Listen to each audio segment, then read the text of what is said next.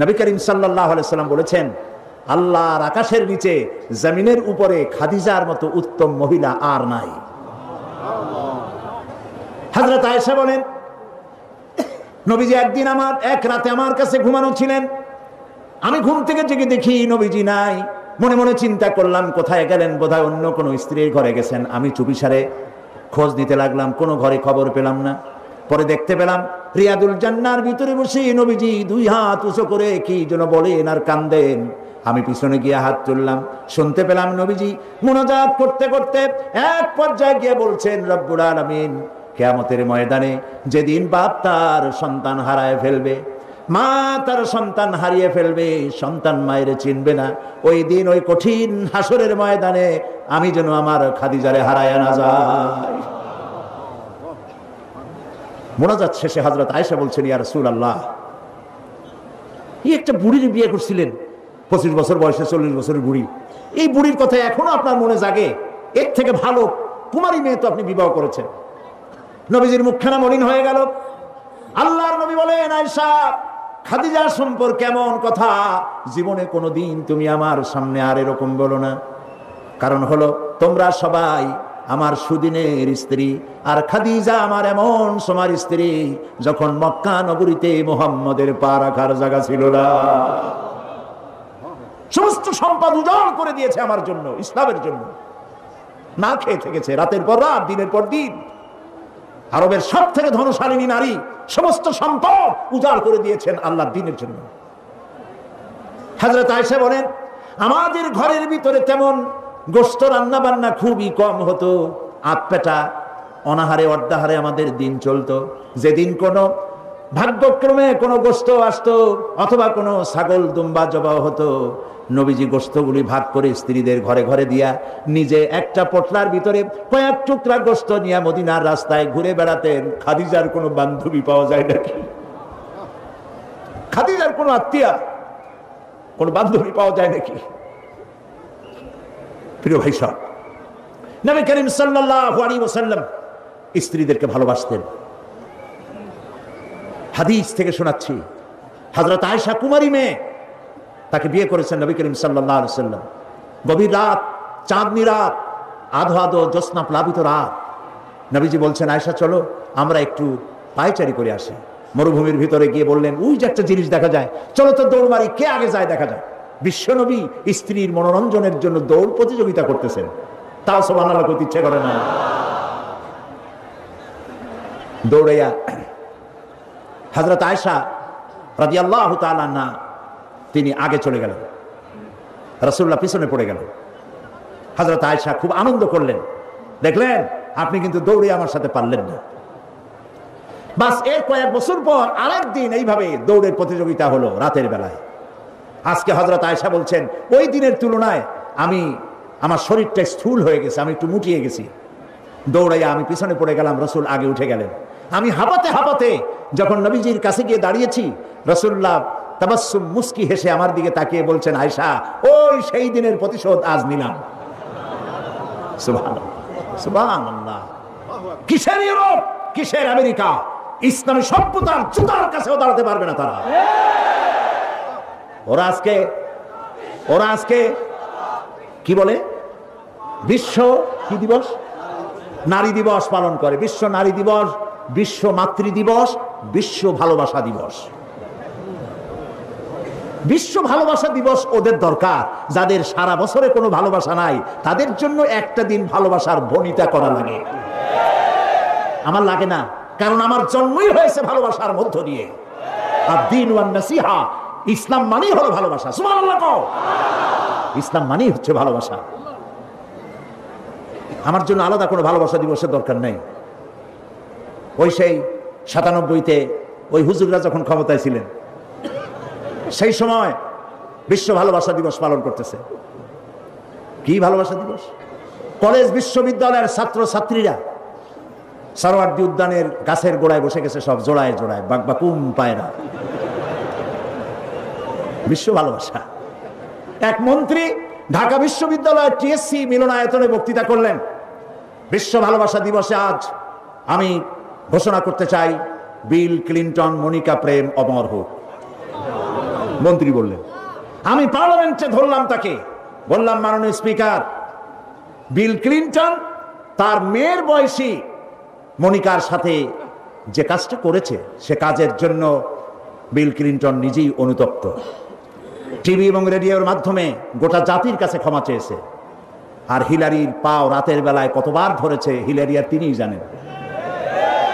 যে অপরাধের জন্য তিনি নিজে অনুতপ্ত, সেই অপরাধের বিষয়টা নিয়ে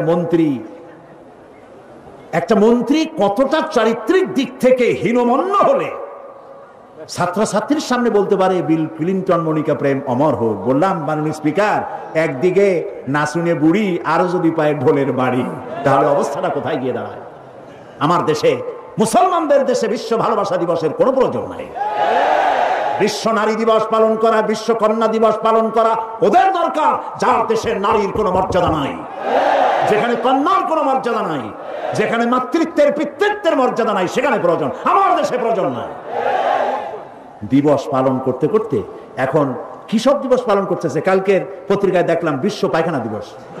আমি জানি না আপনারা বিশ্বাস করবেন কিনা, আমার নিজের চোখ দিয়ে দেখছি। পত্রিকাটার নাম আমি নিলাম না, এটা জঘন্য পত্রিকা, এখন বুঝে নিতে পারেন। বিশ্ব পায়খানা দিবস, নওজুবিল্লাহ, মানে তালাশ করে পায় না, করবে কি? এরপরে দেখলাম ঢাকায় দেওয়ালে লেখা বিশ্ব চিন্তা দিবস। তো বিশ্ব চিন্তা দিবসের এটার থিমটা কি, করবেটা কি? তো যারা আয়োজক তারা বলল যে আমরা ওই বিশ্ব চিন্তা দিবসে রাস্তার মোড়ে মোড়ে বসে চিন্তা করব যে আদৌ কোনো ব্যাপারে আমরা চিন্তা করতেছি কিনা। নাউজুবিল্লাহ, পাগল কি গাছে ধরে?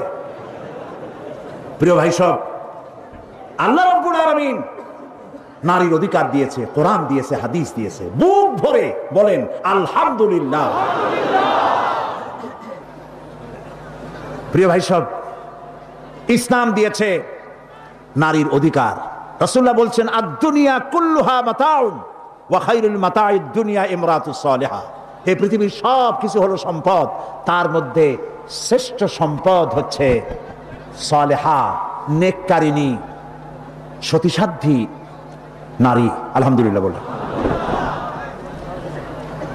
আল্লাহর নবী বলেন আমার কাছে তিনটি জিনিস প্রিয়, নামাজ আমার কাছে প্রিয়, সুগন্ধ আমার কাছে প্রিয়, আর স্ত্রী আমার কাছে প্রিয়। সুবহানাল্লাহ, এই তিনটি জিনিস আমার কাছে প্রিয়। আপনার স্ত্রীকে আপনি তো এই জন্য তাকে সম্মান করবেন, ভালোবাসবেন, অনেক কারণ আছে। একটা কারণ তো এই, যেই রাস্তা দিয়ে আপনি জাহান্নামে যেতেন সেই রাস্তায় আপনার স্ত্রী প্রহরীর মতো রাত দিন দাঁড়িয়ে আছে, সেখানে ব্যাখ্যা দেওয়ার কোনো প্রয়োজন নেই। সুতরাং আপনার স্ত্রীকে আপনি ভালোবাসবেন এবং তাকে আপনি সম্মান দিবেন। ইসলাম নারীকে অর্থনৈতিক অধিকার দিয়েছে, বলেছে ফাতুহুন্না উজুরাহুন্না ফরিদা, ফরজ রূপী দায়িত্ব হিসাবে মহারণার টাকা আদায় করে দাও। এখন মহারণার টাকা আদায় করা হয় না, এখন বিবাহ মজলিসগুলিতে বলা হয় মহারণা কত? মহারণা হচ্ছে 21,21,101 টাকা, 11,11,101 টাকা। একটা 1 টাকা থাকা লাগবে। কোথায় পাইছেন এটা? একটা 1 টাকা থাকা লাগবে। আর এই যে মহারণা বাঁধা হয়, এই মহারণার টাকা আদায় করা অধিকাংশ ক্ষেত্রে আদায় করা হয় না। কথা ঠিক কিনা? কথা ঠিক কিনা? বরং উল্টা মহারণা আদায় করে নেয়। কারণ বলেন পাত্রপক্ষ। পাত্রপক্ষ মহারণা আদায় করে নেওয়ার সময় আদায় করার জন্য ঘটক, এগুলোর কি বলে? ঘটক। কোন কোন এলাকায় এদেরকে উচ্চনাক বলা হয়। এদের কাজ হলো পরস্পরের মধ্যে বিবাহ দিতে গিয়ে মিথ্যা কথা বলা, উচ্চনাক। তো এরা বলে যে অমুকের ছেলে অমুকের মেয়ের বিবাহ হবে, ছেলেকে দিতে হবে কি? ছেলেকে দিতে হবে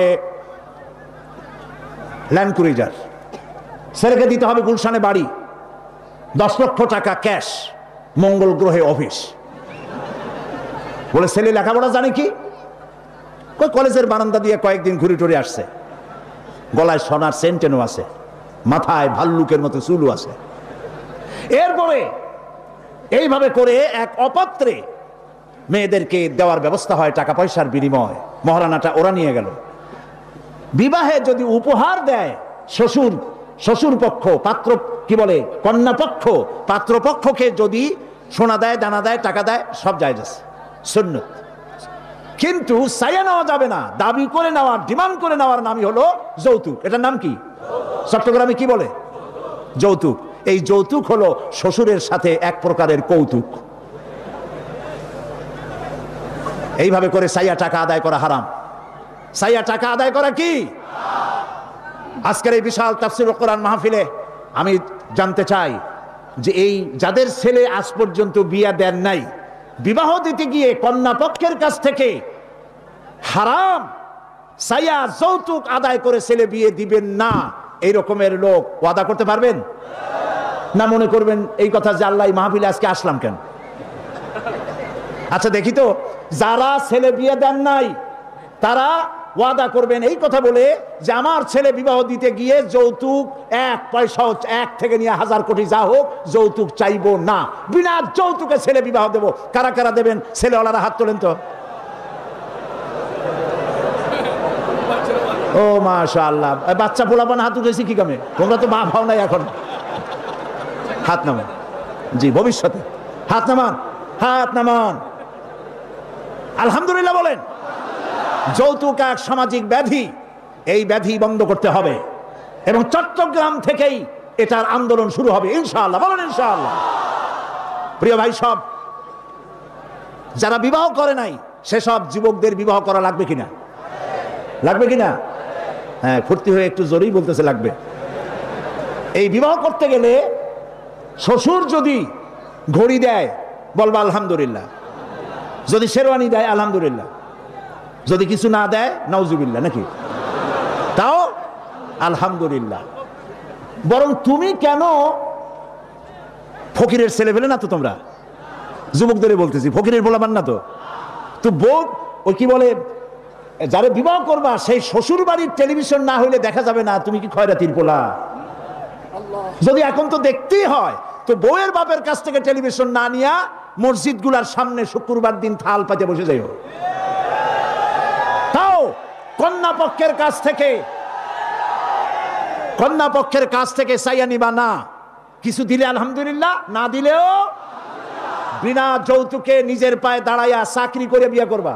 চাকরি কামাই রোজগার না করিয়া নিজে বাপের হোটেলে খাও, আরো একজন আনিয়া মেহমান বানাইও না। কাজ করবে, চাকরি করবে, ব্যবসা করবে, তারপরে নিজের টাকা দিয়া, বাপের টাকা দিয়া বিয়ে করিয়া বউরে রানী বানাইয়া ভালোবাসার সিংহাসনে বসাবে, তাকে কোনো কিছু খোটা দিবে না। এটা এই জন্য বলি, বাংলাদেশে একটা কি বলে ওটাকে, যৌতুকের একটা গরু দেওয়া হয় নাই, টেলিভিশন দেওয়া হয় নাই বলে গরুর মতো পিটিয়ে স্ত্রীকে হত্যা করা হয়েছে। হাজারো ঘটনা বাংলাদেশে আছে।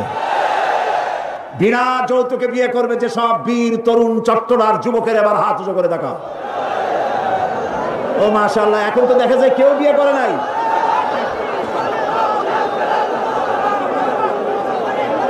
আচ্ছা, হাত নামান, হাত নামান, আলহামদুলিল্লাহ বলেন, হাত নামান। এই যে ভাই, আমি কিন্তু বুঝতে পারি দাঁড়াইছেন কেন, কোমর ব্যথা করতেছে বোধ। বসেন, কোমর ব্যথা আল্লাহ ভালো বানাই দেবেন, জোরে কোন আমিন। আরে ভাই বসতে বলছি, বসেন। কোমর ব্যথা হলে তো আমারও করবে, আমি তো বসা। বসেন, সবাই বসেন। প্রিয় ভাই সব, তাহলে একটি বড় রকমের অপরাধ থেকে চট্টগ্রামকে মুক্ত করার জন্য আন্দোলন শুরু করা হলো। বলেন আলহামদুলিল্লাহ। প্রিয় ভাই সব, আল্লাহ তাআলা এই নারী যখন বিবাহ হলো, আল্লাহ তাআলা তাকে অধিকার দিলেন, শিক্ষার অধিকার, লেখাপড়ার অধিকার, পড়ার অধিকার, সব অধিকার দিলেন। এরপরে দিলেন তাকে মা বানায় দিলেন। কদিন পরে কি হয়ে গেল? মা হয়ে গেল। সুবহানাল্লাহ। এখন কিন্তু ইজ্জত আরো বাড়লো। মা হওয়ার পর ইজ্জত কি হলো? আরো বেড়ে গেল। আল্লাহর নবীর কাছে প্রশ্ন করা হয়েছে। এক সাহাবী এসে বলছেন, সালা রাজুলুন ইয়া রাসূলুল্লাহ মান আহাক্কুন নাস বিহুসনি সাহাবাতি ক্বালা উম্মুক ক্বালা সুম্মা মান ক্বালা উম্মুক ক্বালা সুম্মা মান ক্বালা উম্মুক ক্বালা সুম্মা মান ক্বালা আবুক। সুবহানাল্লাহ। একজন এসে নবীজির কাছে প্রশ্ন করলেন, ইয়া রাসূলুল্লাহ, মানুষের ভিতরে আমি কার যত্ন করব, কার খেদমত করব, কার সাথে ভালো ব্যবহার করব, আমার কাছে সব থেকে ভালো ব্যবহার কে পেতে পারে? নবীজি বললেন, তোমার মা। সাহাবী প্রশ্ন করলেন, তারপরে কে? রাসূলুল্লাহ বললেন, তোমার মা। তারপরে কে? তোমার মা। তারপরে কে? তোমার পিতা। পিতার চাইতে মায়ের মর্যাদা আল্লাহ পাক কয় গুণ বাড়ালেন? সবাই বলেন কয় গুণ? 3 গুণ আল্লাহ বাড়ায় দিলেন। আল্লাহ রাব্বুল আলামিন কোরআনের কারীমের ভিতরে বলেছেন, ওয়া কাদা রাব্বুকা আল্লা তা'বুদু ইল্লা ইয়াহু ওয়া বিল ওয়ালিদাইনি ইহসানা। তোমার রবের পক্ষ থেকে চূড়ান্ত ফয়সালা হয়েছে যে আল্লাহর ইবাদত করার পর মা বাপের ইহসান করবে। সুবহানাল্লাহ। আর আমার দেশের লোকেরা কি বলে, কি করে লক্ষ্য করতেছেন আপনারা? আল্লাহ বলেন কি আর বান্দারা করে কি? আল্লাহ বলছেন মা বাপের খেদমত করো, আমার ইবাদতের পরে আল্লাহর পরেই স্থান কার? চিল্লায় বলেন। আমাদের লোকেরা বোঝে না, না বুঝা চলে যায় ভালো কোনো খাবার, ভালো কোনো ফল কোনো হযরত কোনো পীর সাহেবের দরবারে নিয়ে হাজির করে, হ্যাঁ দেন, পীর সাহেবকে হাদিয়া দিবেন দেন, কিন্তু আগে দিবেন মায়ের। আপনার কাছে, সন্তানের কাছে সব থেকে বড় পীর হচ্ছে মা। বলেন সব থেকে বড় পীর কে? মা আর বাবা। মা আর এই দুজন হচ্ছে আপনার কাছে সব থেকে বড় পীর। পীর সাহেবের দোয়া কবুল হবে কি হবে না, আলেম সাহেবের দোয়া কবুল হবে কি হবে না, সন্দেহ আছে। 50-50, দোয়া কবুল হইলেও হইতে পারে, না হইলেও না হইতে পারে। কিন্তু মা বাপ যদি দোয়া করে আল্লাহর দরবারে দোয়া মঞ্জুর হয়ে যায়, 100% দোয়া কবুল হয়ে যায়। সুবহানাল্লাহ বলেন। প্রিয় ভাই সব,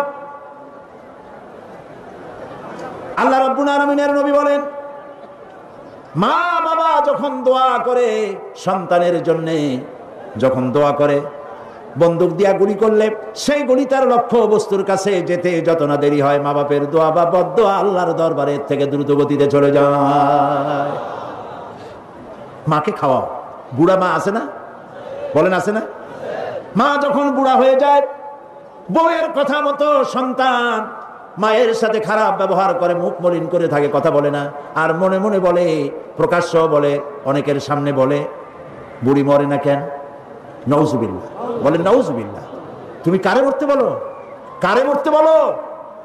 তোমার মা, তোমার যখন অসুখ হয়েছে যত্ন করেছি, বুকের সাথে আগলায় ধরেছে, সারা রাত শিয়রে বসে বসে, বিদ্যুৎ ছিল না ঘরে, কেরোসিনের ল্যাম্প জ্বালায়া, চেরাগ জ্বালায়া কোরআন শরীফ তেলাওয়াত করেছে। আর শেষ রাতি 2খানা হাত রব্বুল আলামিনের দরবারে তুলে দিয়ে কেঁদেছে, রব্বুল আলামিন আমার বাঁচাধনকে আমার জীবনের বিনিময় আল্লাহ তুমি বাঁচাইয়া দাও। যে মা বললেন আমার জীবনের বিনিময় আমার ছেলে তুমি বাঁচাও, মেয়েরে বাঁচাও, সেই ছেলে বড় হইয়া বউয়ের পাগল হইয়া বলে বুড়ি মরে না কেন? নাউজুবিল্লাহ, নাউজুবিল্লাহ। মাকে সম্মান করুন, মাকে ভালোবাসুন। আল্লাহ রাব্বুল আলামিন বলেন, ওয়াওয়াসাইনাল ইনসানা বিওয়ালিদাইহি ইহসানা হামালাতুহু উম্মুহু কুরহা ওয়া ওয়াদাআতুহু কুরহা ওয়া হামলুহু ওয়া ফিসালুহু 30 শাহরা। আমি সমগ্র মানব গোষ্ঠীকে উপদেশ দিচ্ছি, তোমরা তোমাদের ওসিয়ত করছি, তোমরা তোমাদের মা বাপকে সম্মান করো। তোমার মা তোমাকে গর্ভধারণ করেছে অত্যন্ত কষ্টের সাথে, ডেলিভারি করেছে অত্যন্ত কষ্টের সাথে, আর 30টা মাস বুকের দুধ দিয়ে তোমার মানুষ করছে। সুবহানাল্লাহ, সুবহানাল্লাহ। প্রিয় ভাই সব, মা বাপ যদি হাত তোলে, চোখ দিয়া পানি পড়ে, দোয়া কবুল হয়ে যাবে। সুবহানাল্লাহ। এই যে হযরত বাইজিদ বুস্তামি রহমতুল্লাহ আলাইহির এই দরগায় আপনারা যান, হযরত বাইজিদ বুস্তামি যখন ছোট্ট ছিলেন, তার মা অসুস্থ, গভীর রাত্রে মা জেগে বলছে, বাবা আমি তো পানির পিপাসায় শেষ হয়ে যাচ্ছি, একটু পানি পান করাও। বাচ্চা দেখলেন ঘরের মধ্যে পানি নাই, বাইরে কোথা থেকে পানি জোগাড় করলেন, এসে দেখেন মা ঘুমায় গেছে। শীতের রাত, বাচ্চা দাঁড়ায় আছে পানি নিয়ে। ফজরের সময় মায়ের ঘুম ভেঙেছে, তাকিয়ে দেখে বাইজিদ দাঁড়ানো। বাইজিদ তুমি দাঁড়ানো কেন? কাঁপতেছো কেন? ছেলে বলছে, মা আপনি পানি চাইছিলেন। তা পানি চাইছিলাম, তা কি হয়েছে? তা আমি তো ঘরে পানি পাইনি, দূরে গিয়ে পানি আনছি, আনি দেখে আপনি ঘুমাই গেছেন, আমারই উঠাও নাই কেন? আপনার ঘুমের ক্ষতি হবে। তা তুমি নিজে ঘুমাও না কেন? এই জন্য যে আপনি জায়গায় যদি আবার পানি চান আর সময় মতো না দিতে পারি, তাহলে তো আপনার কষ্ট হবে। সেই জন্য মা আমি দাঁড়াই রয়েছি, আপনি পানি খাবেন, সেই পানি নিয়ে। বাইজিদের মা হযরত বাইজিদকে বিছানার উপরে আরাম করে শোয়াই দিয়া উযু করে নিজে নামাজ পড়লেন।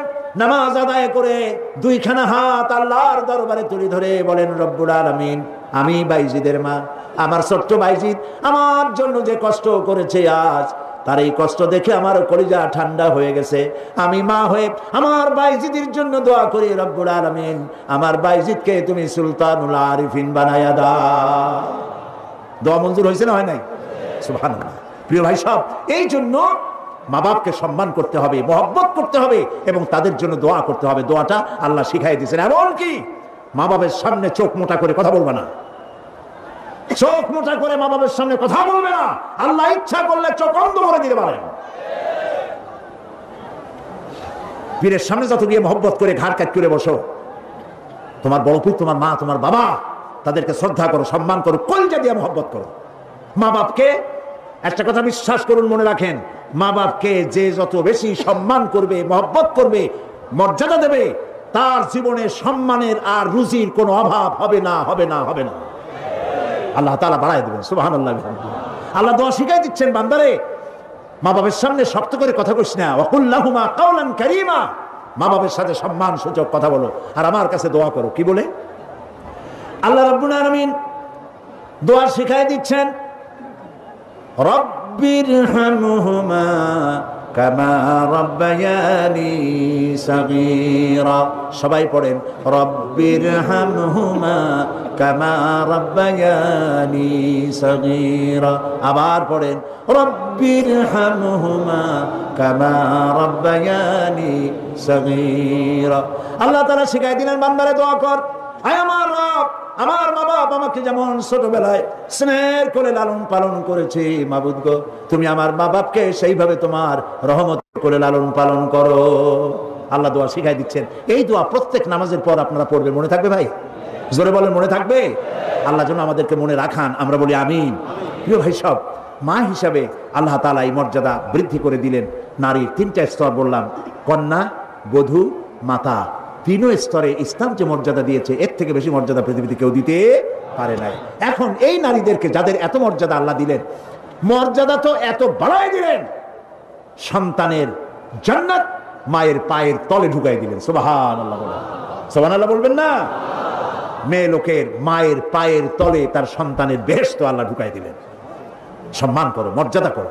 যারা মা বাবার সাথে বেয়াদবি করছো, আজকের রাতে মায়ের কাছে গিয়ে, বাপের কাছে গিয়ে পাও দুটো জড়ায় ধরো আর বলো, আব্বা আম্মা আমি তো ভুল করছি, বেয়াদবি করছি, বুঝি নাই, আল্লাহর রাস্তায় আমারে মাফ করে দেন। মাফ করে দেবে না? দিবে। মা বাবার চাইতে সন্তানের জন্য কল্যাণকামী কে আছে? বড় কথা মতো খবরদার কখনো মা বাবার সাথে নাফরমানি করবেন না। মনে থাকবে? মনে থাকবে? আল্লাহ তাআলা মনে রাখার তৌফিক দিক, আমরা বলি আমিন। প্রিয় ভাই সব, এই নারীকে সম্মান দিয়ে আল্লাহ তাআলা বলেছেন নারীরা যেন পর্দায় থাকে। কুল লিল মুমিনাতি ইয়াগদুদনা মিন আবসারিহিন। মেয়ে লোকদেরকে বলা হয়েছে, মুমিনা নারী তোমরা তোমাদের চক্ষুকে পর পুরুষ থেকে নিম্নগামী করে রাখো। ওয়া ইয়াহফাজনা ফুরুজাহুন্না, আর তোমাদের যৌনাঙ্গ সমূহ এগুলিকে তোমরা হেফাজতে রাখো, এগুলি লজ্জাস্থান সমূহ হেফাজতে রাখো, যা মানুষকে দেখিও না। ওয়াকারনা ফি বুয়ুতিকুন্না ওয়ালা তাবাররাজনা তাবাররুজাল জাহিলিয়াতিল উলা, আর তোমরা তোমাদের ঘরের মধ্যে থাকো ওই জাহিলিয়াতের যুগে যে ধরনের সাজসজ্জা করে রাস্তায় বেরোতো, ঠাক ঠমক করতো, রূপচর্চা করতো মানুষের সামনে, পরপুরুষের সামনে, জাহিলি যুগের মতো তোমরা বেরিও না। কে বলতেছেন? আল্লাহ বলতেছেন, আল্লাহ পাক বলছেন ওয়াকারনা ফি বুয়ুতিকুন্না, ঘরের মধ্যে থাকো। এই ঘরের মধ্যে থাকার অর্থ কিন্তু এই নয় যে ঘরের মধ্যে পড়ে থাকো, লেখাপড়া করো না, চাকরি বাকরি করো না, এটা কিন্তু নয়। বরং নবী করিম সাল্লাল্লাহু আলাইহি সাল্লামের যুগে মহিলা সাহাবীরা ব্যবসা করেছেন। কেউ আতরের ব্যবসা করেছেন, কেউ ফলের ব্যবসা করেছেন, কেউ খেজুরের ব্যবসা করেছেন, এবং এই মহিলারা নার্সের দায়িত্ব পালন করেছেন। যুদ্ধাহত সৈন্যদেরকে নার্সিং করেছেন, যুদ্ধের ময়দানেও তারা কাজ করেছেন। কাজী ঘরের মধ্যে থাকো, তার অর্থ হলো ঘরের মধ্যে যে পরিবেশটা থাকে পর্দার পরিবেশ, যখন বাইরে যাবে তখনও এই পর্দার পরিবেশটা নিয়ে যাবে। যখন বাইরে যাবে বোরখাটা পরে যাইও, বোরখাটা পরলে ওটা একটা ঘরের মতো, বোরখার দরজাও আছে, জানালাও আছে, আছে না? যেখানে সুযোগ আছে জানলা খুলে দেন, মুখের কাপড়টা উঠাইয়া দেখেন যেখানে সুযোগ আছে, আর যেখানে সুযোগ নাই জানলা বন্ধ করে দেন, ঠিক না? এই বোরখা পরতে বলা হয়েছে, বোরখা পরে চলবেন। এই বোরখাটা একটা নিয়ামত। বাংলাদেশ নিয়ে কথা বলি, এই বাংলাদেশে আজ পর্যন্ত যত নারীর মুখে অ্যাসিড পড়েছে, একটা দৃষ্টান্ত চাই। আপনারা বলেন আমাকে যে বোরখা পরা একটা মেয়ে লোকের মুখে অ্যাসিড পড়েছে, প্রমাণ দেন। পারবেন প্রমাণ দিতে? পারবেন? কেন পারবেন না বলেন? কারণটা কি? কারণ হলো এই, মেয়ে লোকটা যখন বোরখা পরলো সে আল্লাহর হুকুম পালন করলো। কার হুকুম পালন করেছে? আর তখন আল্লাহর দায়িত্ব হয়েছে নারীর সতীত্বের এবং তার শরীরের হেফাজতের দায়িত্ব নেওয়া। এই জন্য বোরখা পরা নারীর মুখে এসিড পড়ে না। মা বোনেরা যারা আজকে রাস্তায় বসে, প্যান্ডেলে বসে, বিভিন্ন জায়গায় বসে, বাড়িতে বসে আমার কথা শুনছেন, আমি মা বোনদেরকে বিনীতভাবে আরজ করি, যখন আপনি বোরখা ছেড়ে, যে সব মেয়েরা রূপচর্চা করে চুল পিছনে ছেড়ে দিয়ে লিপস্টিক লাগায় রূপচর্চা করে যখন কোনো দোকানে যায়, তখন দোকানের সেলসম্যান বলে, ভাবি আসেন আসেন, এই শাড়িটা পরলে আপনার দারুণ মানাবে। আরে শয়তান, শাড়ি বদলে মানাবি কিনা তার স্বামী বলবে তুই কিনা।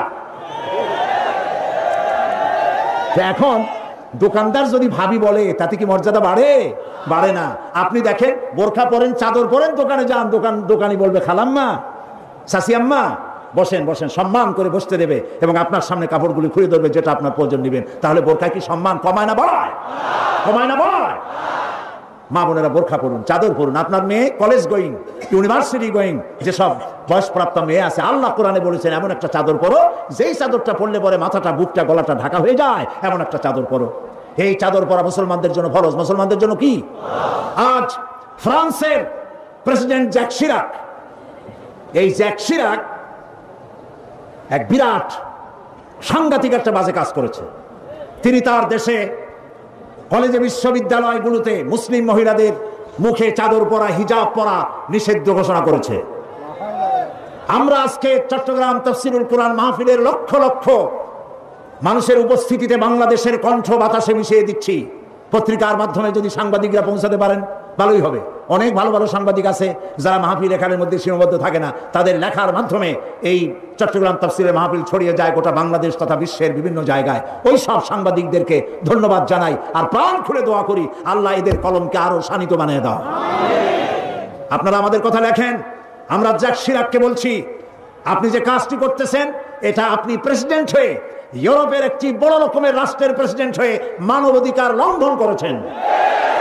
মুসলমানদের পর্দা বন্ধ করার কোনো ইখতিয়ার আপনার নয়, যেমন আপনার ইখতিয়ার নাই কোনো পাদ্রীর লম্বা জামা অথবা ক্রসকে নামিয়ে ফেলার জন্য। আপনি বলতে পারেন? পারে বলতে? রবিবার দিন গির্জায় যেতে বন্ধ করতে পারেন? রবিবার দিন গির্জায় যাওয়া যেমন তার ধর্মীয় কাজ, গলার ভিতরে ক্রস লাগানো যেমন তার ধর্মীয় কাজ, আমার মুসলমান মেয়েদের পর্দা করা, হিজাব করা তেমন আল্লাহর নির্দেশিত কাজ। আমরা গোটা বাংলাদেশের পক্ষ থেকে, এই মাহফিলের পক্ষ থেকে জ্যাক শিরাককে নিন্দা জানাই এই কাজের জন্য। আমরা আহ্বান জানাবো, পৃথিবীর মধ্যে কোন রাষ্ট্র যা করে নাই, আপনি সেই খারাপ দৃষ্টান্ত করে আপনার কপালকে খারাপ করবেন না। প্রিয় ভাই সব, নারীর জন্য আল্লাহ পর্দা করেছেন, আর এই পর্দা হলো তাদের জন্য নিয়ামত। সেই নিয়ামত তারা ধারণ করবেন, আল্লাহ তাআলা তাহলে সন্তানগুলো ভালো বানাই দিবেন। কোন আলহামদুলিল্লাহ, বলেন আলহামদুলিল্লাহ। আচ্ছা বলেন, মৃগনাভি কস্তুরী ছাগলের পেটে হয় না হরিণের পেটে হয়? হরিণের পেটে হয়। হরিণ থাকে কোথায়? গাছের মধ্যে, পর্দার আড়ালে। ছাগল থাকে কোথায়? মাঠে ঘাটে, পথে ঘাটে, যেখানে সেখানে। কাজে ছাগলের মৃগনাভি তো ভালো, দড়ি ধরলেও গোসল ওয়াজিব হয়ে যায় দুর্গন্ধের ঠেলা। আর জঙ্গলের ভিতরে হরিণ থাকে, মৃগনাভি কস্তুরী আল্লাহ দান করেন, যার সুগন্ধ এখানে নাড়া দিলে সারা মাহফিল বিমোহিত হয়ে যাবে। আল্লাহ নিয়ামত পর্দায় থাকে। নারীদেরকে আল্লাহ পর্দায় থাকতে বলেছেন। এই পর্দায় থাকলে পরে কস্তুরী সম সন্তান আল্লাহ দান করবেন। আর যদি পর্দায় না থাকেন, যে সন্তান হবে, হবে মিস্টার বল্টু বাবু, মন্টু মিয়া। ভয়ের চোটে মানুষ অস্থির, তার চোখ গর্তের ভিতরে কি খাইছে, চোখ গেছে গর্তের মধ্যে। 2 কেজি চাউল মাফা যায় 2 চোখে, চুল মাথা দিয়ে ঝুলানো। প্যান্ট পরছে, সে প্যান্ট পরা অবস্থায় সেলাই করছে না কেমনে করছে আল্লাহ জানে। জুতার মধ্যে এত বড় বড় লোহা বটন লাগানো, গলায় এত বড় মোটা সেট, জাহান্নামের আগেই সালাসিলা ওয়া আগলালাম ওয়া সাইরা, জাহান্নামের শিকল আগেই পড়ছে গলায়। রাস্তায় মানুষে দেখে আর বাপ বাপ করে পলাইতে থাকে, বলতে থাকে আল্লাহ এই শয়তানের গজব দাও, এই শয়তানের যে মায় পেটে রাখছে তার কলেরা দাও, ওর বাপের বসন্ত দাও। আর ছেলে যদি ভালো হয়, মানুষের দোয়া করে, আরে এই ছেলেটা এত ভালো, আল্লাহ এই ছেলেটির প্রতি রহম করো, এই ছেলের যে মায় পেটে রাখছে সে মায়ের রহম করো, ওর বাপের রহম করো। সুবহানাল্লাহ। নেক সন্তান পাওয়ার জন্য পর্দায় থাকা আপনার জন্য জরুরি। মা বোনেরা পর্দায় থাকুন এবং নিজের সৌন্দর্য পরপুরুষকে দেখাবেন না। আপনার সৌন্দর্য আপনার পিতার জন্য নয়, ভাইয়ের জন্য নয়, ছেলের জন্য নয়, কারোর জন্য নয়, শুধুমাত্র একমাত্র কেবলমাত্র স্বামীর জন্য। এই সুন্দরী প্রতিযোগিতার কথা সেদিন বলেছি।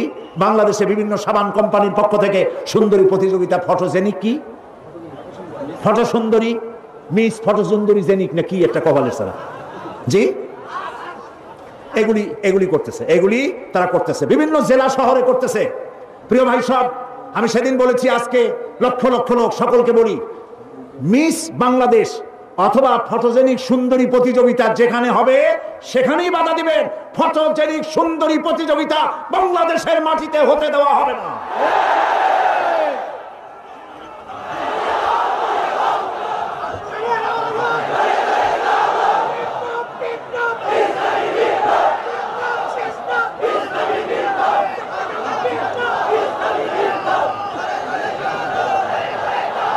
তারা একটু একটু করে আগাচ্ছে, আমরা সহ্য করি, কদ্দুর দেখাচ্ছে। আপনারা যদি কথা না বলেন তাহলে এরপরে মিস বাংলাদেশ শুরু হবে। মিস বাংলাদেশ এখনো করতে পারে নাই, সাহস পায় নাই, এখন ছোট্ট ছোট্ট করে করতেছে, এরপরে মিস বাংলাদেশ করবে। নির্লজ্জ যারা নারীর সৌন্দর্য প্রতিযোগিতা যারা করে, যারা বিচারক, নারীর সৌন্দর্যের, শরীরের অঙ্গ প্রত্যঙ্গের মাপ নিয়ে সৌন্দর্যের বিচার যারা করে, শয়তানের চাইতে নিকৃষ্ট তারা, লম্পট, লোচ্ছা। আমাদের দেশকে কোনো অবস্থাতেই আমরা অশ্লীলতার পথে ধাবিত হতে দিতে পারি না। আমি সেদিনও বলেছি, এই স্রোত তাড়াতে গিয়ে যুবকদেরকে জেনার দিকে আকৃষ্ট করা হচ্ছে। একটা সাইনবোর্ড লাগাইছে, যৌন রোগে টেনশন নাই, কি জানি লইলে, হ্যাঁ নাউজুবিল্লাহ বলেন। এটা কেমন কথা? আপনি লিখবেন এইডস রোগ হচ্ছে মরণ ব্যাধি, ধর্মীয় অনুশাসন মানলে পরে এইডস রোগ থেকে বাঁচা যায়। এটা দেখুন, যে লিখেছেন, যে ব্যক্তি লিখেছে এই স্লোগান, যার মাথায় আসছে সে নিশ্চয়ই চরিত্রবান না লম্পট। লিখেছে এই যৌন রোগে, বলেন না কি মুখস্থ, যৌন রোগে রেহাই নাই, কন্ডম লইলে টেনশন নাই, তার মানে কন্ডম নিয়ে জেনা করো। নাউজুবিল্লাহ বলে। আমি সব জায়গায় বলে এসেছি, চট্টগ্রামের পুলিশ কমিশনার, চট্টগ্রামের ডিসি, আপনারা এই সাইনবোর্ড ভাঙেন। আপনারা যদি এই সাইনবোর্ড না ভাঙেন, আমি জনগণকে বলবো, জনগণ এই এইডসের সাইনবোর্ডকে ভেঙে গুড়িয়ে দাও।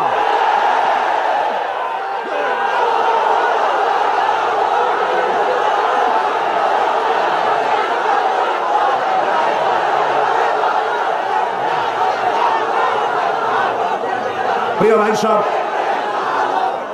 আমরা কখনো আইন হাতে নিতে চাই না, কিন্তু আমার জাতি চরিত্র ধ্বংস হলে আমরা বসে থাকবো না। আমরা কথা বলবো, আমরা আমাদের বিবেককে কারো কাছে বিক্রি করি নাই। কথা বলবো পার্লামেন্টে, সিংহের মতো গর্জন করব ময়দানে, জীবন দিয়ে দিয়ে আল্লাহর কোরআনকে প্রতিষ্ঠা করবো ইনশাআল্লাহ।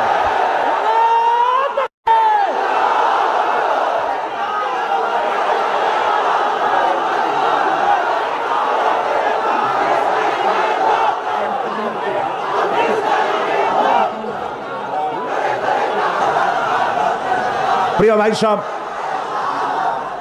আমরা কখনো আইন হাতে নিতে চাই না, কিন্তু আমার জাতি চরিত্র ধ্বংস হলে আমরা বসে থাকবো না। আমরা কথা বলবো, আমরা আমাদের বিবেককে কারো কাছে বিক্রি করি নাই। কথা বলবো পার্লামেন্টে, সিংহের মতো গর্জন করব ময়দানে, জীবন দিয়ে দিয়ে আল্লাহর কোরআনকে প্রতিষ্ঠা করবো ইনশাআল্লাহ।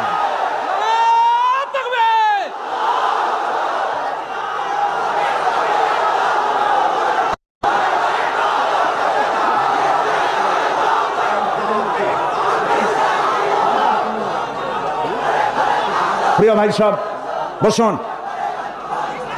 সুতরাং নারীকে পর্দায় থাকতে হবে এবং এই পর্দার আচরণ করতে হবে। মহিলাদের কর্মসংস্থানের বিষয়টাও ইসলাম পরিষ্কার বলে দিয়েছে। মেয়েরা কাজ করতে পারবে, কোনো অসুবিধা নাই, চাকরি করবে, লেখাপড়া করবে। নবী করিম সাল্লাল্লাহু আলাইহি ওয়াসাল্লামের স্ত্রী আমাদের মা হযরত আয়েশা রাদিয়াল্লাহু তাআলা আনহা হাজার হাজার সাহাবীদের উস্তাদ ছিলেন। হাদিস শিখিয়েছেন, ফিকহ শিখিয়েছেন, সুবহানাল্লাহ বলে, কোরআন শিখিয়েছেন। যুদ্ধের ময়দানে প্রধান সেনাপতিত্বের দায়িত্ব পালন করেছেন পর্দার ভেতরে থেকেই। সুতরাং আমাদের মাতৃজাতি, আমাদের নারী সমাজ লেখাপড়া করতে পারবেন, চাকরি করতে পারবেন, সব পারবেন, তবে একটি কাজ হলে তাদের চাকরিগুলি নিরাপদ হয়। সে কাজ হচ্ছে দেশের সবগুলি, আমি প্রস্তাব করেছিলাম, প্রস্তাবটা এখনো গৃহীত হয়নি, আমি বলেছি মহিলাদের জন্য আলাদা মেডিকেল কলেজ করার জন্য। কারণ মহিলা মেডিকেল কলেজ হলে পরে আমাদের দেশে যত পুরুষ ডাক্তার আছে সেই পরিমাণ মহিলা ডাক্তার নাই। মহিলাদের এমন অনেক রোগ হয় যা স্বামীর কাছে বলতেও তারা লজ্জা করে। ডাক্তার তো ভালো, এই জন্য মহিলা ডাক্তার বেশি প্রয়োজন। আর এজন্য বহু মেধা শক্তি সম্পন্ন মেয়েরা কো-এডুকেশন বলে মেডিকেল কলেজগুলিতে ভর্তি হতে চায় না। মহিলা মেডিকেল কলেজ হলে তারা স্বাচ্ছন্দ্য ফিল করে। আমি প্রস্তাব দিয়ে রেখেছি, আপনারা দোয়া করুন যেন সেটা হয়। এখন সমস্ত গার্মেন্টস ফ্যাক্টরি, সমস্ত প্রাইমারি স্কুল এবং হসপিটালের মহিলা হসপিটাল, মহিলা ক্লিনিক ইত্যাদি এগুলি যদি মহিলাদের দায়িত্বে দিয়ে দেওয়া হয় তাহলে মহিলারা নিরাপদে চাকরি করতে পারেন। বিশেষ করে সমস্ত প্রাইমারি স্কুলগুলি পুরুষ মাস্টারদেরকে অন্যত্র কাজ দিয়া সমস্ত প্রাইমারি স্কুলগুলি যদি মহিলাদের হাতে ছেড়ে দেওয়া হয়, মহিলা শিক্ষয়িত্রীদের কাছে, তাহলে ছেলেরাও মায়ের মতো আদর পায়া শিখবে আর মায়েরাও নিরাপদে সতীত্ব সম্ভ্রম বজায় রেখে তারা চাকরি করতে পারবে। এরকম একটি চিন্তা চলছে, আপনারা দোয়া করেন যেন আল্লাহ তাআলা এই ব্যবস্থা করে দেন। প্রিয় ভাই সব, আরেকটি কথা, এখানে একটি মসজিদ আছে কোথাও, কাদিয়ানীদের একটা মসজিদ। কোন জায়গায় নাম বলেন?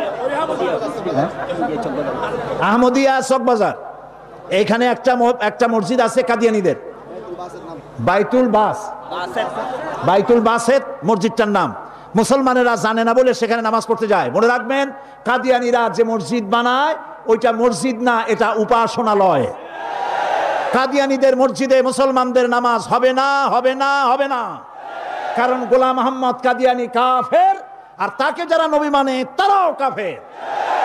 তাদের সাথে মুসলমানদের না না না, থামেন, এই যে বসেন। আমি কিন্তু এই গরম স্লোগান পছন্দ করি না। কি জ্বালায় পোড়াই দেবেন আপনি? জ্বালানো পোড়ানোর মধ্যে আমরা নাই। আমরা আছি, হক কথা বলি। তাদের অধিকার আছে দেশে থাকার, যেমন হিন্দু, খ্রিস্টান, বৌদ্ধ সকল জাতি যেমন এখানে সাম্প্রদায়িক সম্প্রীতি নিয়ে আছে, কাদিয়ানীরাও সেভাবে থাকবে। তবে তারা থাকবে অমুসলিম হিসাবে, মুসলমান হিসাবে অবশ্যই নয়। তাদের উপাসনার গায়ে কেউ হাত দেবে না, মনে থাকবে এই কথা। আমাদেরকে কোরআনে নিষেধ করা হয়েছে কারো মন্দির ভাঙবে না, কারো গুরুদ্বারা, কারো গির্জা, কারো চার্চ, কারো প্যাগোডায় হাত দিবে না, ভাঙবে না, এবং কারো দেবতাকে গালি দিবে না, আমার আল্লাহ বলেছেন। মনে থাকবে এই কথা। সুতরাং তাদের উপাসনালয় হাত দেওয়া যাবে না, যেমনি বানাইছে তেমনি থাকুক, তারা নামাজ পড়বে। আমি আমার জনগণকে সতর্ক করছি, ওদের মসজিদ নয়, উপাসনালয়। ওটাকে মসজিদ বলা জায়েজ নাই, এটা উপাসনালয়। কোন মুসলমানের নামাজ এখানে হবে না, মনে থাকবে। মাথা গরম করবেন না কখনো। ইসলাম এই মাথা গরমে পছন্দ করে না। আস্তে আস্তে কোনো জায়গায় নিজেরা বসে বসে বোমা বানাইয়া তারপর আন্দাজে যাই এক জায়গায় হামলা করবেন, ইসলাম এটা মানে না, ইসলাম এটা বলে না। আপনি মাথা ঠান্ডা করবেন এবং আইন শৃঙ্খলা মেনে কাজ করবেন। নিজের ইচ্ছা মতো গোপন হামলা করা, গোপনে অস্ত্র তৈরি করা ইসলামের কোনো অনুমোদন নাই। এই জন্য আজকেও বলি, বাংলাদেশে হরকতুল জিহাদ, জামাতুল মুজাহিদিন সাহায্য করেন, আর কি হিজবুত তাওহীদ, হিজবুত তাহরীর, জুমরাতুল মাসাকিন, এই জাতীয় যতগুলি নতুন নতুন সংগঠন হয়েছে, এদেশের মুসলমানদের সাথে কোনো সম্পর্ক নাই। এগুলারে যেখানে পাবেন সেখান থেকে ধরে পুলিশে ধরিয়ে দিবেন। এরা বাংলাদেশের দুশ্মন, এরা মুসলমানদের দুশ্মন। আমার দেশের সাম্প্রদায়িক সম্প্রীতি বিনষ্ট করে এবং বোমাবাজি করে এই দেশকে বদনাম করে আমেরিকাকে তারা দাওয়াত করতে চায়, তারা বুশকে দাওয়াত করতে চায়। কাজী হিজবুত তাহরীর, হিজবুত তাওহীদ, হরকতুল জিহাদ, জামাতুল মুজাহিদিন মুসলমানদের সাথে কোনো সম্পর্ক নাই। যেখানে পাও সেখানে ধরো, গরুর দড়ি দিয়া বান্ধিয়া পুলিশে হ্যান্ড ওভার করো। মনে থাকবে। আল্লাহ মনে রাখার তৌফিক দিন।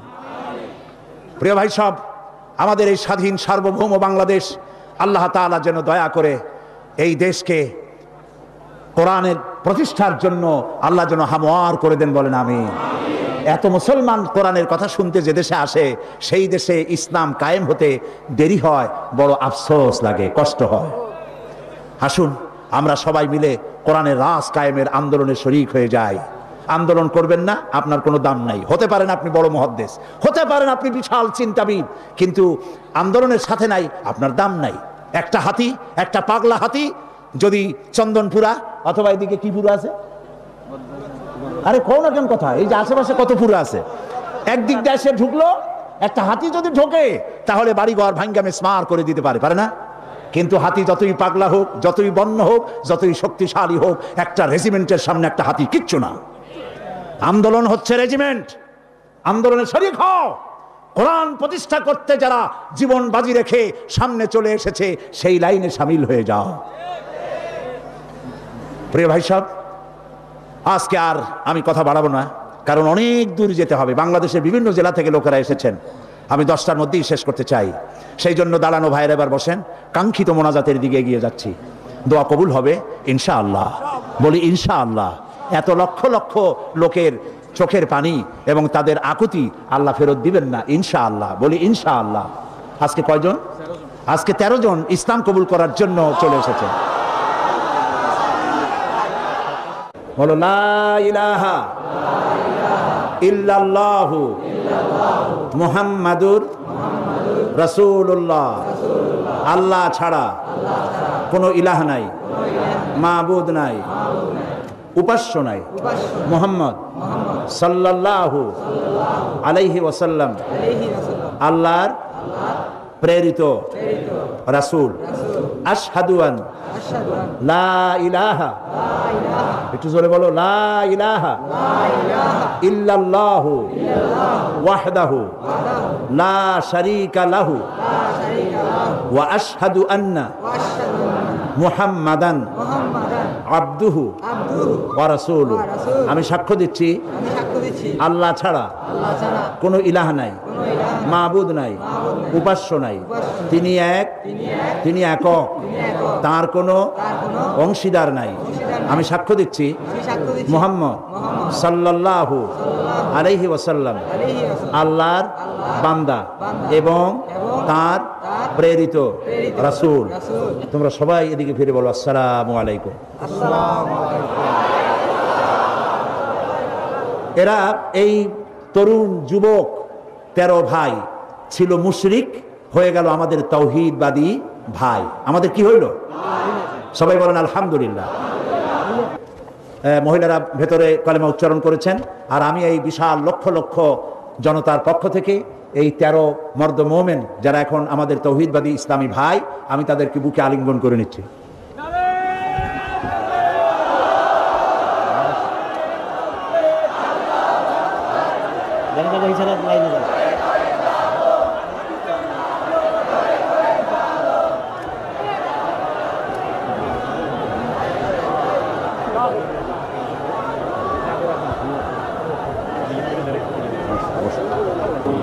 মোনাজাতের পূর্বক্ষণে যে কথাটি বলতে চাই, একটু পরেই আমরা এই মিলন মেলা ভেঙে যাবে, যার যার বাড়ির উদ্দেশ্যে মানুষ রওনা করবে। আল্লাহ সকলের ফিরে যাওয়াটা নিরাপদ করে দিন। আমি আপনাদেরকে অনুরোধ করব যে ওয়াজ শোনার, তাফসীর শোনার যে মন আমাদের আছে, সেই পরিমাণ নামাজের মন নাই।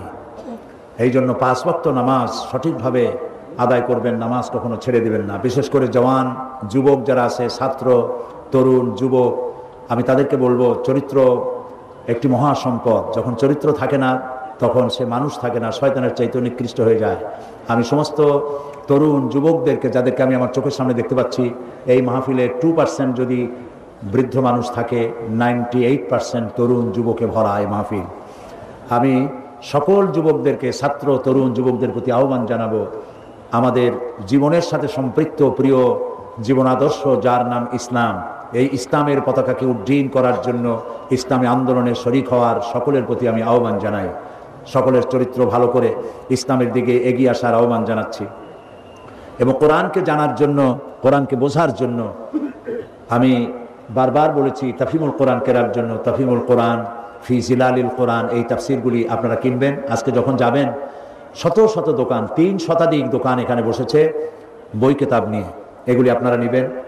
আর এইখানে যে আমি তাফসির করেছিলাম 25 বছর হলো, এর মধ্যে একবার তাফসির করেছিলাম সূরা আসরের উপরে। হযরত ইমাম শাফি রহমতুল্লাহ আলাইহি বলেছেন, সূরা আসর যদি কেউ বোঝে আর আমল করে, তাহলে জান্নাতে যাওয়ার জন্য এই ছোট্ট সূরাটি যথেষ্ট হয়ে যায়। সুবহানাল্লাহ। 5 দিন আলোচনা করেছি একটি সূরার, ছোট্ট সূরাটি, তাও শেষ করতে পারিনি। সেটি গ্রন্থবদ্ধ আকারে এসেছে, নাম রেখেছে তাফসিরে সাঈদী সূরা আসর। সমস্ত দোকানগুলিতে পাওয়া যাবে, আপনারা নিয়ে যাবেন এই তাফসিরটি। তাফসিরে সাইদি সূরা আসর। আর সর্বশেষ আমি আজও বলি যে আমি মোমেন ব্যক্তি তো সেই যে নিজের জন্য যা পছন্দ করে অন্যের জন্য তাই পছন্দ করে। সুতরাং আমি জামাত ইসলামী করি, এবং কেন করি এই প্রশ্ন বহু জায়গায় আছে যে পীর মুরিদি ছাড়িয়ে দিয়া এটা করলাম কেন। আমি সেই জবাব লিখিত আকারে দিয়েছি। আমি কেন জামাত ইসলামী করি, এটা আমার লেখা একটা বই। এই বইয়ের ভিতরে আমি দেখিয়েছি যে খেলাফত এবং মুলুকিয়াতের ব্যাপারে, সাহাবিদের ব্যাপারে, নবীদের ব্যাপারে, ইসমতে আম্বিয়ার ব্যাপারে যে সমস্ত কথা আমাদের বিরুদ্ধে বলা হয় সেই কথাগুলি যে যৌক্তিক নয়, এই কথাগুলি এর মধ্যে এসছে। সুতরাং যারা জামাত করেন তাদের জন্য প্রয়োজন, আর যারা করেন না তাদের জন্য প্রয়োজন, অন্তত জবাবগুলি জানতে পারবেন। আর আমি কেন করি এই দলটি তাও আপনারা বুঝতে পারবেন। আল্লাহ যেন তৌফিক দেন, এটাও পাওয়া যাবে প্রত্যেক দোকানে, আপনারা নেওয়ার চেষ্টা করবেন। প্রিয় ভাই সব, সর্বশেষ আমার আরজ আপনাদের কাছে, নামাজ কেউ ছেড়ে দিবেন না। 5 ওয়াক্ত নামাজ আমরা আদায় করব সহিভাবে, কারণ বুখারী শরীফে এসেছে কিয়ামতের দিন সর্বপ্রথম প্রশ্ন হবে নামাজ পড়েছো কিনা। প্রথম প্রশ্ন আল্লাহ করবেন নামাজ। প্রথম প্রশ্ন কি হবে? নামাজ পড়ে। যার নামাজ কবুল হবে জীবনের সমস্ত নেক আমলগুলি কবুল হবে, যার নামাজ কবুল হবে না সব বরবাদ হয়ে যাবে। আল্লাহ তাআলা আমাদের জন্য নামাজি বানান, আমরা বলি আমিন। নামাজ জীবনে আর ছাড়বো না, এই ওয়াদা কি করা যাবে ভাইরা? করা যাবে ওয়াদা? দুটি হাত উঁচু করেন, বলেন ইয়া আল্লাহ, তোমার পবিত্র নামে তোমাকে সাক্ষী করে ওয়াদা করছি, শপথ করছি, আল্লাহ তাআলা যতদিন পর্যন্ত মালাকুল মউত আমার মাথার কাছে না আসতেছে ততদিন পর্যন্ত ফরজ নামাজ, ফরজ রোজা আর ছেড়ে দেব না, আর ছেড়ে দেব না, আর ছেড়ে দেব না। আল্লাহ তাআলা আমার আজকের এই ওয়াদা আমার মৃত্যু পর্যন্ত কবুল করে নাও, আমিন ইয়া রাব্বাল আলামিন।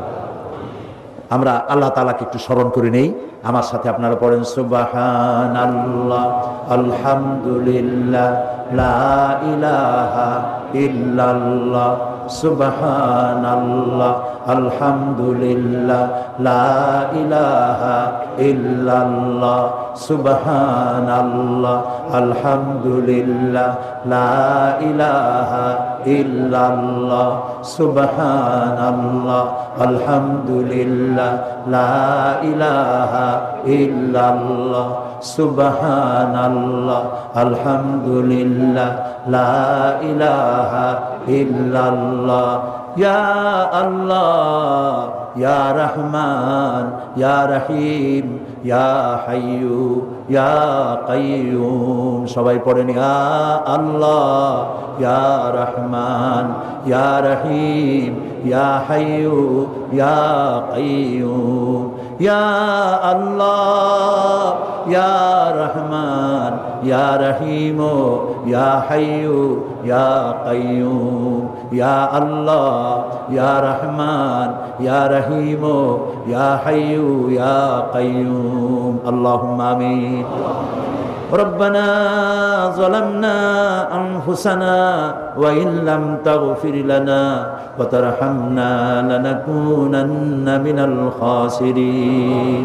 সবাই পড়েন আমার সাথে, ربنا ظلمنا أنفسنا وإن لم تغفر لنا وترحمنا لنكونن من الخاسرين سبحانك اللهم وبحمدك نستغفرك ونتوب إليك سبحانك اللهم وبحمدك نستغفرك ونتوب إليك أي الله رب العالمين 5 দিন ব্যাপী তাফসীরুল কোরআন মাহফিলের সমাপনী দিবসে লক্ষ লক্ষ মানুষ ভিক্ষুকের মতো, কাঙ্গালের মতো তোমার দরবারে গুনাহ ভরা হাত নিয়ে তোমার দরবারে হাত তুলেছি।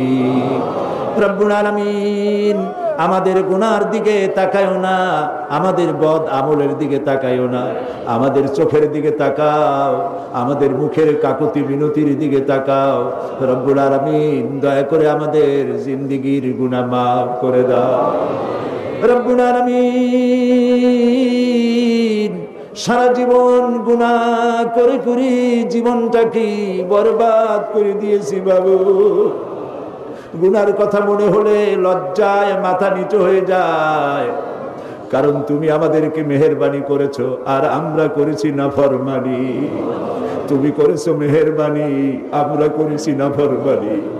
রব্বুল আলামিন, দুনিয়ায় এমন কোন পাপ নাই যা কম বেশি আমরা করি নাই। মাবুদ গো, দয়া করে আমাদেরকে মাফ করে দাও। আয় আল্লাহ রব্বুল আলামিন, এই মাহফিলের ভিতরে জিনাকার থাকতে পারে, জুয়ারি থাকতে পারে, মদখোর থাকতে পারে, খুনি থাকতে পারে, ডাকাত থাকতে পারে, ঘুষখোর সুদখোর থাকতে পারে। আল্লাহ তাআলা, এটাও তো ঠিক যে ধরনের পাপীর মধ্যে ভালো মানুষও আছে। আয় আল্লাহ তাআলা, আমাদের মতো গুনাহগারের চেহারা দেখলে পরে তোমার গোসা হতে পারে। সেজন্য তুমি তোমার নেক বান্দাদের যাদেরকে পছন্দ হয়, আল্লাহ তুমি দয়া করে আজ সকলের মধ্যে আমাদের মতো খারাপ মানুষগুলিও চালাইয়া না। রব্বুল আলামিন, আমরা জানি ধান বিক্রি করতে গেলে ধানের সাথে তুষগুলিও বিক্রি হয়ে যায়, চিটা বিক্রি হয়ে যায়। বেগুনগুলি, তরকারিগুলি বিক্রি করতে গিয়া পোকা বেগুনগুলিও বিক্রি হয়ে যায়। মাবুদ গো, আজ এই মাহফিলের ভিতরে গুনাহগার আমরা যারা আছি, ভালো মানুষগুলোর সাথে আমাদেরকেও চালাইয়া না। রব্বুল আলামিন, এই মুহূর্তে মনে পড়ে গেল আমাদের জনম দুঃখিনী মা আব্বার কথা মনে পড়ে গেল। আজ আর কেউ নাম ধরে ডাকে না।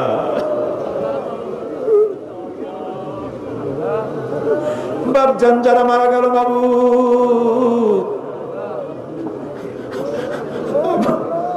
আব্বার কবরটাকে, আব্বাকে জান্নাতুল ফেরদাউস নসিব করে দাও মাবুদ। আমাদের মানুষ বানাবার জন্য কত কষ্ট করেছেন আল্লাহ তাআলা। ধান বিক্রি করে, সুপারি বিক্রি করে, নারকেল বিক্রি করে বই কিতাব কিনে দিছে। আল্লাহ আব্বাকে বেহেশতে পৌঁছায় দাও। রব্বুল আলামিন, আমাদের জনম দুঃখিনী গর্ভধারিণী মা, একটা অক্ষর মা, সারা দুনিয়ার মধু ঢুকাই দিছো বাবু তুমি। রব্বুল আলামিন, মা যারা হারাইছে, আল্লাহ মায়ের কবরটাকে জান্নাত বানাইয়া দাও। আল্লাহ গো, মা আমাদের যাদের বেঁচে আছে সুস্থ রাখো, ভালো রাখো, খিদমত করার তৌফিক দাও। আল্লাহ, কোরআন হাদিসে যা পড়ছি সেই অনুপাতে মা বাবার খিদমত করতে পারি নাই, মাফ করে দিও আমাদেরকে বাবু। আল্লাহ, আমাদের মা বাবা যাদের বেঁচে আছে পরনির্ভর যেন হয় না, সুস্থ থাকতে ইমানের সাথে নিয়ে নিও বাবু। রব্বুল আলামিন, আমাদের দাদা দাদি, নানা নানি, শ্বশুর শাশুড়ি, আত্মীয় স্বজন যারা দুনিয়া থেকে বিদায় হয়ে গেছে, মাবুদ তুমি যদি শাস্তি দাও কেউ ঠেকাইতে পারবে না। আর তুমি যদি রহম করো, কৈফিয়ত কারো কাছে দেওয়া লাগবে না। আল্লাহ তুমি তাদেরকে মাফ করে দাও। রব্বুল আলামিন, আজকে দোয়া করি, আমরা যখন স্বাধীন বাংলাদেশের বুকে লক্ষ লক্ষ মানুষ একত্রিত হয়ে তোমার কাছে দোয়া করতেছি মাবুদ, এই সময় ইরাকের মুসলমানেরা খাবার পায় না, থাকতেও পারে না। ও আল্লাহ,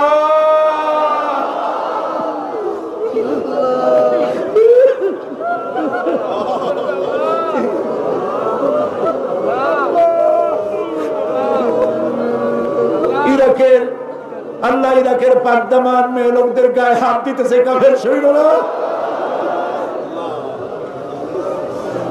আল্লাহ, আমরা গুনাহ করছি ঠিক, তাই বলে তুমি কাফের দিয়ে মারবা আমাদের। আল্লাহ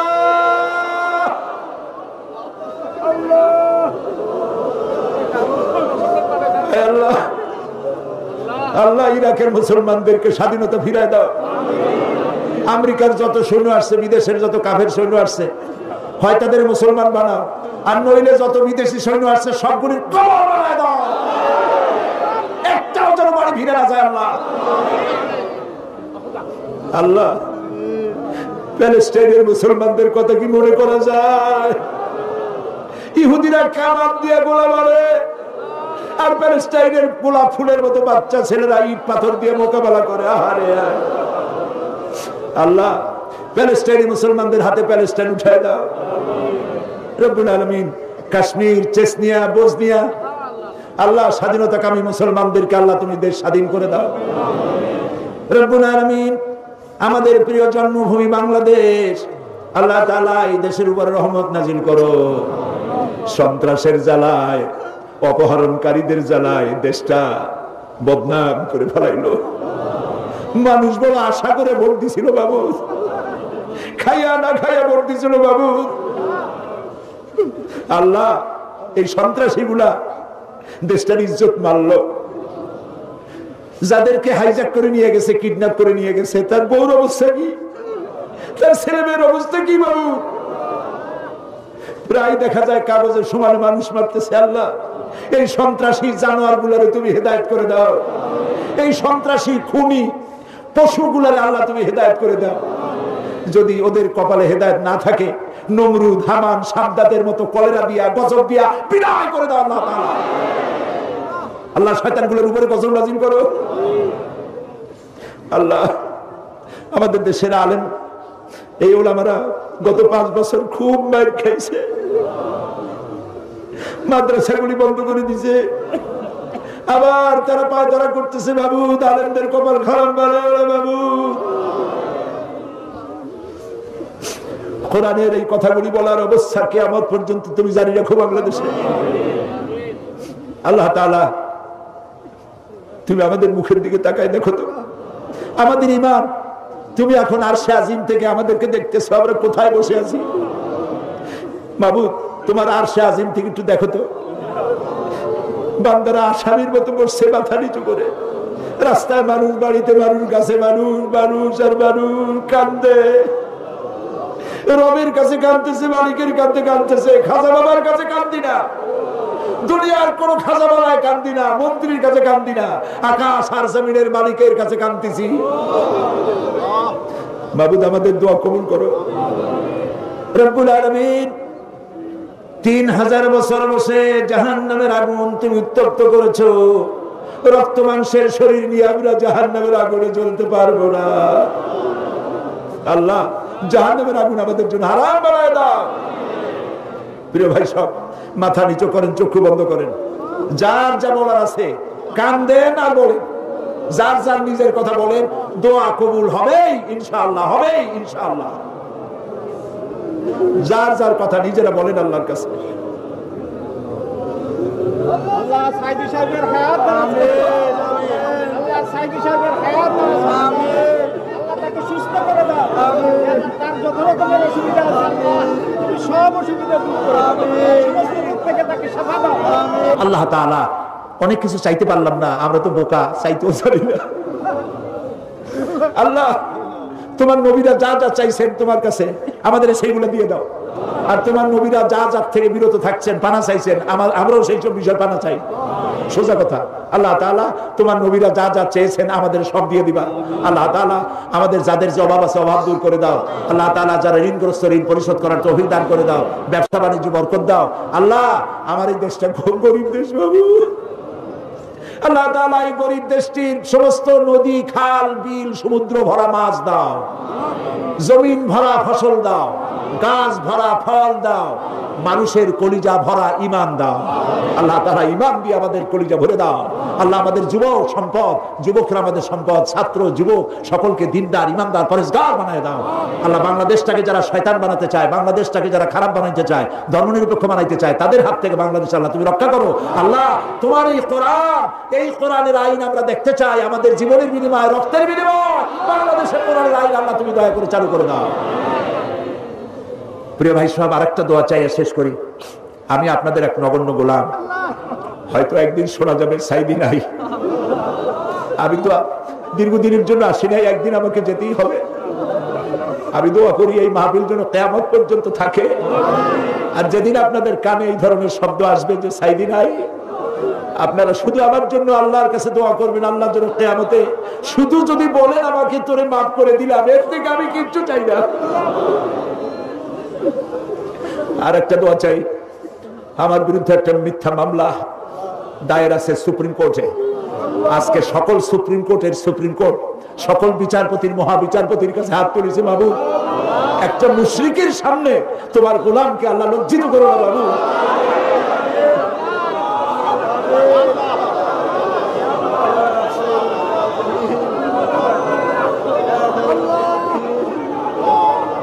ربنا تقبل منا إنك أنت السميع العليم وتب علينا إنك أنت التواب الرحيم سبحان ربك رب العزة عما يصفون وسلام على المرسلين والحمد لله رب العالمين واجعل آخر كلامنا عند الموت لا إله إلا الله محمد رسول الله السلام عليكم ورحمة الله